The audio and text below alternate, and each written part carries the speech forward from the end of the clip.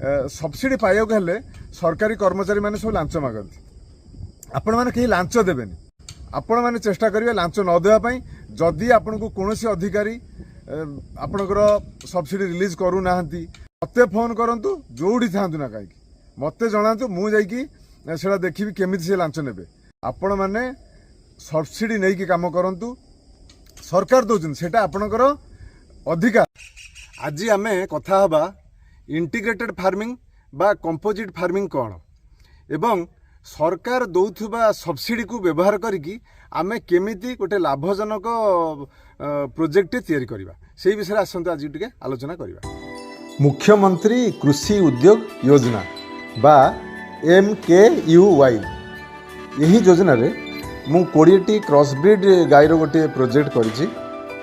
ओडिशा सरकार गोटे संस्था अछि आपिकल यही संस्था माध्यम रे मु 7,40,000 टंकार सब्सिडी यही प्रोजेक्ट बाबद पाई सारी। मु केवल गोपालन न करी गोटे इंटीग्रेटेड बा कंपोजिट फार्मिंग करिछि। इंटीग्रेटेड फार्मिंग कौन ना विभिन्न प्रकार चाष जहाँ परस्पर सहित जड़ित से सबको मिसईकी गोटे प्रोजेक्ट करवा। जो शिक्षित युवा बंधु मैंने फार्मिंग करने को आग्रही से माने मो मॉडल टी को फॉलो करि पारंती। फॉलो करिया पूर्वरु सब बेले 3टी दिग को दृष्टि देबे जेपरिकी एक रे आपणक पाखरे पानी सुविधा थिबा केते जमी अछि, 2 रे आपण केते पुंजी विनियोग करि परिबे एवं 3 रे आपणक पाखरे लोक बळ केते अछि।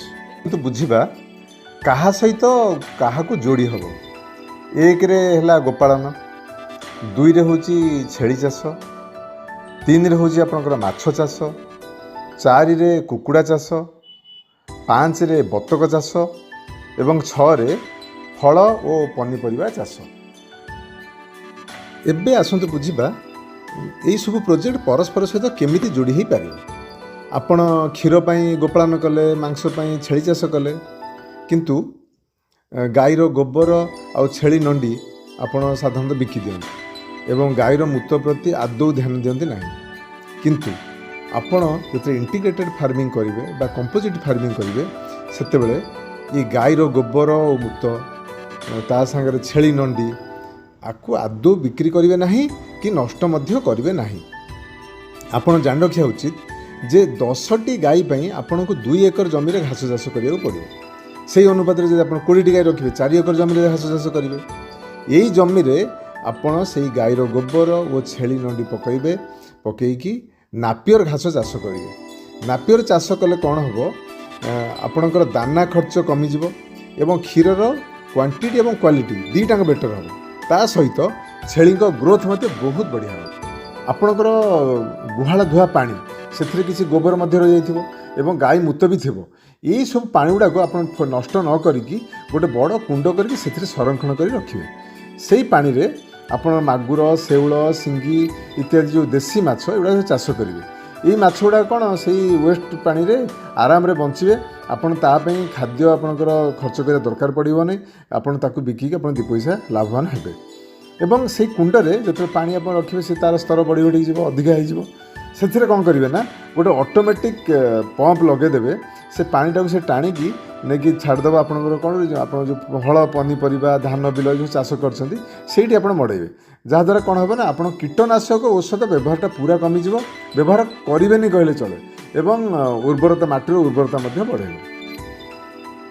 कुकुड़ा एवं बतक आप जो सेड कर करत गुंड न पकईकी से कुंडा किंबा धान अगाड़ी पकातु।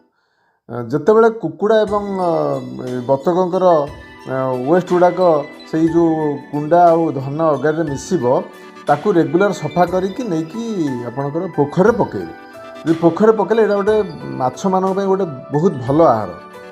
बतक मैंने जब रेगुलर पोखर पहरिबे ताले पोखर ऑक्सीजन क्रिएट हम जहाँद्वारा माछकर वृद्धि भी सहायक हो। कुकुड़ा और बतक आप मांस अंडा प्रोडक्शन कले ता सहित माछ खाद्य फ्री रे पाइबे। आपणकर पोखरी पाखे गोटे छोट छोट कुंड सब करेंगे। से कुंडे आप गोबर पकेबे। से गोबर रू किछि दिन रखला पर गैसटा बाहर जीवो। गैसटा हूँ क्षतिकारक माछों से गैस बाहर गला पर नहीं कि आपन ताकू पोखर पकेदेवे। से चाहिए भी आप किसी पीड़िया सोरिष पीड़िया हो बादाम पीड़िया हो पकई पारती। ଆପଣଙ୍କର ମାଛଙ୍କ ପାଇଁ ଆଉଟସାଇଡ୍ ଖାଦ୍ୟ କିଛି ବି ଦରକାର ପଡ଼େନି, ଏଇଟା ସଫିସିଏଣ୍ଟ। ଆଉ ମଝିରେ ମଝିରେ ଖାଲି ଟିକେ ଟିକେ ଚୂନ ପକାଉଥିବେ। ତା ଛଡ଼ା ଗାଈ ଗୋବର ଆଉ ଗୋଟେ ବ୍ୟବହାର ଦେଖନ୍ତୁ। ଗାଈ ଗୋବର ହେଲା ଆପଣଙ୍କର ଫଳ ପନିପରିବାର ୱେଷ୍ଟ ହେଉ କିମ୍ବା ଗୁହାଳରୁ ବାହାରୁଥିବା କୁଟା ନଡ଼ା ଯାହା ବି ହେଉ ତାକୁ ନେଇ ପକାଇ ଦେଇକି ଜିଆ ଖତ ସୃଷ୍ଟି କରିବେ।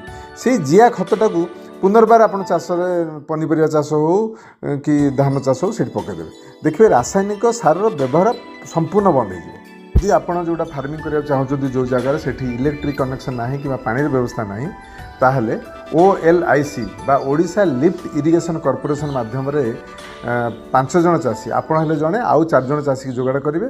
5 ଜଣ ମିଶିକି ଗୋଟେ ପ୍ରୋଜେକ୍ଟ କରିକି ଗଭର୍ଣ୍ଣମେଣ୍ଟକୁ ଆପ୍ଲାଏ କରନ୍ତୁ, ଆପଣଙ୍କୁ କନେକ୍ସନ୍ ମିଳିଯିବ। ବୋରିଂ ମଧ୍ୟ ସରକାର କରିଦେବେ। ସେଥିପାଇଁ ଆପଣଙ୍କୁ ଜଣକା 20,000 ଟଙ୍କା ଲେଖାଏଁ ଖର୍ଚ୍ଚ କରିବାକୁ ପଡ଼ିବ। ଏଇ 20,000 ଟଙ୍କାରେ ଆପଣ ବହୁତ କିଛି ପାଇବେ। 5 HP ବୋରୱେଲ୍ ମଟର ପାଇବେ, 150 ଫୁଟ ଗହିରର ବୋରୱେଲ୍ଟା ବି ପାଇବେ, 3 ଫେଜ୍ର ଗୋଟେ ଇଲେକ୍ଟ୍ରିକ୍ ସପ୍ଲାଏ ପାଇବେ। ତା ଛଡ଼ା ଇଲେକ୍ଟ୍ରିକ୍ ବିଲ୍ଟା ସବସିଡାଇଜ୍ ରେଟ୍ରେ ଆପଣଙ୍କୁ ମାତ୍ର 1.5 ଟଙ୍କା ୟୁନିଟ୍ ପିଛା ହିସାବରେ ବିଲିଂ ହେବ। ଏବେ ଆପଣମାନେ ଦେଖିଲେ କେତେ ପ୍ରକାର ପ୍ରୋଜେକ୍ଟ। ମୁଁ ବୋରିଂ କରିଛି, 5 HP ମଟରର ଗୋଟେ ନିଜର ଇଏ ଟ୍ରାନ୍ସଫର୍ମର ବସିଛି, ସେଟାକୁ ଦେଖେଇଲି। ଗୋପାଳନ, ଛେଳି ଚାଷ, ମାଛ ଚାଷ ସବୁଥିରେ ସବସିଡି ସବୁ ଆଭେଲ କରିଛି। ଏଇ ପୋଖରୀ ଦେଖନ୍ତୁ, ଏଇ ଯେଉଁ ପୋଖରୀ ଦେଖନ୍ତୁ, ଏଇ ପୋଖରୀଟି ମୁଁ ବର୍ତ୍ତମାନ 10,000 ଟଙ୍କା ସରକାରଙ୍କୁ ଦେଲି ଏବଂ ସେ ଆସିକି ନିଜେ ତାଙ୍କର କଣ୍ଟ୍ରାକ୍ଟର ଲଗେଇକି ଖୋଳିକି ମୋତେ ହ୍ୟାଣ୍ଡ ଓଭର ଦେଇଦେଲେ। ଇଏ ବର୍ତ୍ତମାନ ମୁଁ 4ଟି ପୋଖରୀ କଲିଣି ଏବଂ ସବୁଥିରୁ ମୁଁ ସବସିଡି ପାଇଛି 4ଟି ପୋଖରୀରୁ। ଏଇଟା ଗୋଟେ ମିନି ଟ୍ରାକ୍ଟର, ଏଟାକୁ ବି ମୁଁ ସବସିଡିରେ ଆଣିଛି। ହଁ, ତେଣୁ ସବୁ ଜିନିଷ ଆପଣ ସବସିଡିରେ କରିପାରିବେ। ଏଠି ମୁଁ ପାଇଛି 1,00,000 ଟଙ୍କା, ଏଇ ଗାଡ଼ିଟା ଉପରେ 1,00,000 ଟଙ୍କା ସବସିଡି ପାଇଛି। ଫଳ ପନିପରିବା ଚାଷ କରିଛି, ସବସିଡି ପାଇଛି। ଫଳରେ ଦେଖନ୍ତୁ ଆପଣଙ୍କର ଆମ୍ବ, ସପେଟା, ଲିଚୁ, ବରକୋଳି, ପିଜୁଳି ଏ ସବୁ ଆପଣ ସବସିଡି ପାଇବେ। କଦଳୀ ସବୁ ଗଛ ଆପଣ ଲଗାନ୍ତୁ, ସବସିଡି ପାଇବେ। ତେଣୁ ସବସିଡିକୁ ଆଭେଲ କରନ୍ତୁ, ନିୟମରେ ରୁହନ୍ତୁ, କାଗଜପତ୍ର ଠିକ୍ କରି ଯିବେ। କୌଣସି ସରକାରୀ କର୍ମଚାରୀକୁ ଲାଞ୍ଚ ଦେବେ ନାହିଁ। ଯଦି କିଏ ଲାଞ୍ଚ ମାଗୁଛି ତାହେଲେ ମୋତେ ଫୋନ୍ କରନ୍ତୁ। ଆପଣଙ୍କର କେମିତି ସବସିଡି ରିଲିଜ୍ ହେବ କ'ଣ ହେବ ମୁଁ ବୁଝିଦେବି। ମୋ ଫୋନ୍ ନମ୍ବର ଲେଖିକି ରଖନ୍ତୁ, 7008816006। ମୁଁ କେବଳ ଏକ ସଫଳ ଚାଷୀ ନୁହେଁ, ମୁଁ ଗୋଟେ ଓକିଲ ମଧ୍ୟ। ତେଣୁ ମୁଁ ଜାଣିଛି ଭଲ ଭାବରେ କେମିତି ସବସିଡି ରିଲିଜ୍ କରିହେବ। ଆପଣ କାହାକୁ କେବେ ବି ଲାଞ୍ଚ ଦେବେନି। ଆଉ ସବସିଡି ଖାଇକି ମାନେ ଆପଣ ସବସିଡି ନେଇ ଆସିଲେ, କାମ ଟିକେ ଦେଖେଇଦେଲେ, ତାପରେ ବନ୍ଦ କରିଦେଲେ, ସେମିତି ହେଲେ ଲସ୍ ହେବ। ସରକାରଙ୍କ ଲସ୍, ଆପଣଙ୍କର ବି ଲସ୍। ସରକାର ଏ ବ୍ୟବସ୍ଥା କରିଛନ୍ତି ଚାଷୀମାନେ ସ୍ୱାବଲମ୍ବୀ ହେବା ପାଇଁ। ତେଣୁ ଆପଣ କେବେ ବି ଠକିବେ ନାହିଁ ସରକାରଙ୍କୁ, କାରଣ ଆମେ ସରକାରକୁ ଠକିବାନି, ଆମେ ନିଜେ ନିଜକୁ ଠକିବା। ତେଣୁ ସବସିଡି ନିଅନ୍ତୁ, ଭଲ ଚାଷୀ ହୁଅନ୍ତୁ, ନିଜେ ରୋଜଗାର କରନ୍ତୁ। ସରକାରଙ୍କ ଯେଉଁ ପ୍ରୋଗ୍ରାମ ଚାଷୀମାନେ ସ୍ୱାବଲମ୍ବୀ ହେବା ଉଚିତ, ଆପଣ ବି ହେଇକି ଦେଖେଇ ଦିଅନ୍ତୁ। ଧନ୍ୟବାଦ। दुनिया देखती है तू दिखा, दुनिया देखती है तू दिखा।